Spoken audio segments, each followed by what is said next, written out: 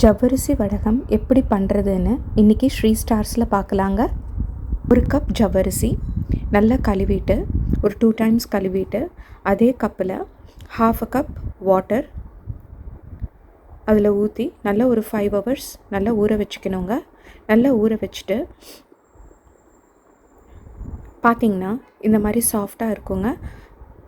அதுக்கப்புறம் நல்ல கொதிக்கிற தண்ணி எடுத்துக்கணுங்க. ஒரு கப் ஜவ்வரிசினா அதே கப்பில் 7 cups ஆஃப் வாட்டர் சேர்த்துட்டு நல்லா கொதி வந்ததுக்கப்புறம் அந்த ஜவ்வரிசியில் ஊற்றி நல்லா கிளறி விட்டுக்கணுங்க.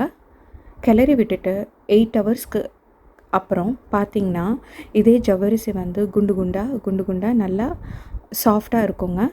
சாஃப்ட் ஆனதுக்கப்புறம் அது நல்லா மிக்சியில் போட்டு நல்லா கிரைண்ட் பண்ணிக்கணுங்க. நல்லா கிரைண்ட் பண்ணிவிட்டு நல்லா ஸ்மூத்தாக கிரைண்ட் பண்ணிக்கலாம். தண்ணி எதுவும் சேர்த்த வேண்டாங்க, இருக்கிற தண்ணியே போதும். வேணுங்கிற அளவுக்கு உப்பு சேர்த்துக்கலாங்க. உப்பு கொஞ்சமாக போட்டாவே போதும்.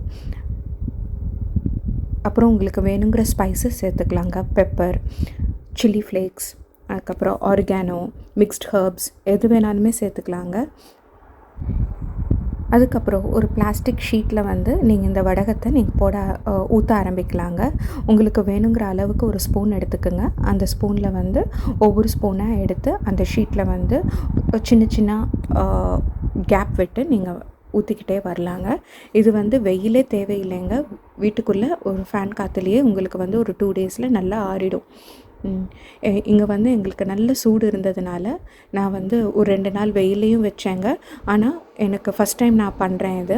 ஸோ நான் வந்து 2 நாள் வீட்டுக்குள்ளேயும் வச்சேங்க. ரெண்டுமே ரொம்ப நல்லா வந்தது. பாருங்கள், எண்டில் பார்த்தீங்கன்னா உங்களுக்கே தெரியும்.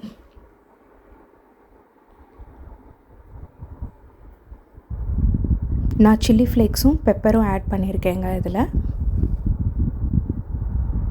பார்க்குறதுக்கே டிரான்ஸ்பரண்ட்டாக ரொம்ப நல்லா இருந்தது. வடகத்தை போட்டு நல்லா ஃப்ரை பண்ணி எடுத்துக்கலாம். வீட்டில் எல்லாருமே ரொம்ப விரும்பி சாப்பிட்டாங்க. நீங்களும் இதே மெஷர்மெண்ட்டில் இப்படியே நீங்கள் பண்ணிங்கன்னா ரொம்ப நல்லா வருங்க. ட்ரை பண்ணி பாருங்கள். தேங்க்யூ.